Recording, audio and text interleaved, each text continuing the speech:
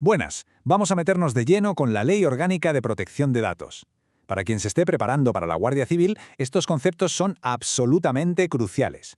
No solo para el examen, sino para el futuro trabajo diario. Muy bien, vamos al grano. Esta va a ser nuestra ruta. Primero, quién es quién en el tratamiento de datos. Después, qué obligaciones tienen y cómo miden los riesgos. Luego, nos fijaremos en una figura muy importante, el delegado de protección de datos. Y para terminar, veremos los mecanismos de control que lo supervisan todo. ¿Vamos allá? De acuerdo. Para empezar, lo primero es tener claros los dos papeles protagonistas de esta ley.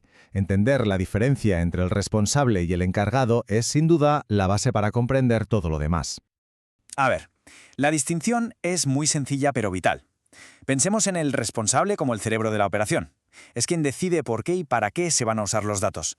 Y el encargado, pues, son las manos. Ejecuta lo que el responsable le dice, sin más. No toma decisiones por su cuenta. Y ojo, porque aquí viene un detalle clave, de esos que pueden marcar la diferencia en el examen. La ley es tajante. Si el encargado se salta las instrucciones y usa los datos para lo que le da la gana, para sus propios fines, ¡zas!, automáticamente pasa a ser responsable y con eso asume toda la carga legal. La línea que los separa es muy fina. Vale, ya sabemos quiénes son los guardianes. Ahora vamos a ver cuál es exactamente su misión. Porque no se trata solo de mover datos de un lado a otro, sino de protegerlos activamente, de gestionar los riesgos y de cumplir con unas obligaciones muy específicas. Una de sus tareas fundamentales es la de evaluar el riesgo. Y aquí la pregunta es obvia. ¿Qué considera la ley que es un alto riesgo?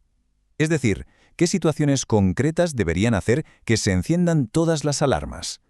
Pues aquí lo tenemos. La ley se centra en los peligros más serios, en esas situaciones que pueden destrozar la vida de una persona. Hablamos de cosas como la suplantación de identidad, el fraude o la creación de perfiles que acaben generando discriminación. Son los peores escenarios que se buscan evitar. Mucha atención aquí. Esta es la típica pregunta de examen que puede parecer un trabalenguas. La diferencia es fundamental. La anonimización es irreversible. Es como quemar un papel, no hay vuelta atrás. En cambio, la pseudonimización es como usar un apodo o un código. ¿Se oculta la identidad? Sí, pero con la clave correcta se puede saber quién era. Es un proceso reversible. Irreversible frente a reversible, esa es la clave. Uno podría pensar que cuando se solicita borrar un dato, se le da al botón de suprimir y ya está. Pero no es tan simple. Antes de que un dato se destruya del todo, la ley obliga a un paso intermedio que es crucial, el bloqueo de los datos. El proceso de bloqueo es básicamente como meter los datos en una caja fuerte digital. Se quedan congelados. Nadie puede usarlos ni verlos en el día a día. ¿Para qué se guardan entonces? Pues por si un juez, un fiscal o la administración los necesita.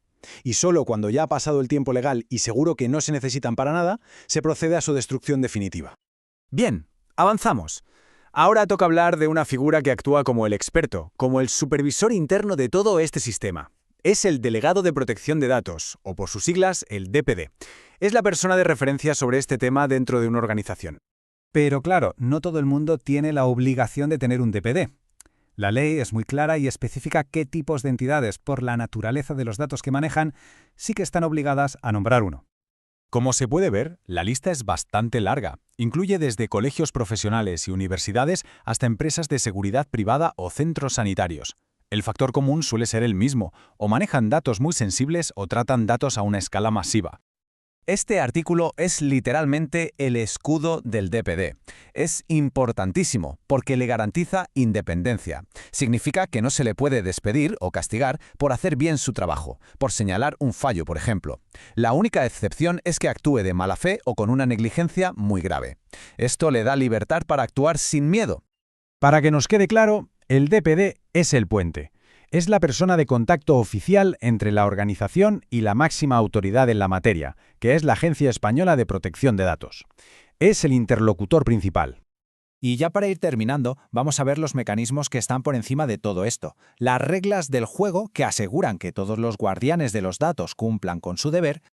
Los códigos de conducta son, imaginemos que son como reglamentos internos para un sector profesional concreto. Un manual de buenas prácticas hecho a medida, por ejemplo, para el sector de la seguridad privada, que va un paso más allá de lo que dice la ley general. Y aquí está lo interesante de estos códigos. Apuntarse es voluntario, cada empresa decide. Pero una vez que te adhieres, una vez que estás dentro, cumplirlo es totalmente obligatorio. Es una manera de comprometerse a tener un estándar de protección de datos más alto que la media. Hemos visto quiénes son los guardianes, cuáles son sus reglas, pero todo esto nos lleva a una última reflexión, que es la clave de todo el sistema. Si la ley pone a los guardianes, ¿quién vigila que la vigilancia se cumpla de verdad y de forma constante? Y con esto cerramos este repaso a las claves de la LOPE de GD. Tener claros estos conceptos no es solo para aprobar un examen, es la base para actuar con profesionalidad y conforme a la ley como futuro guardia civil. ¡Mucho ánimo con el estudio!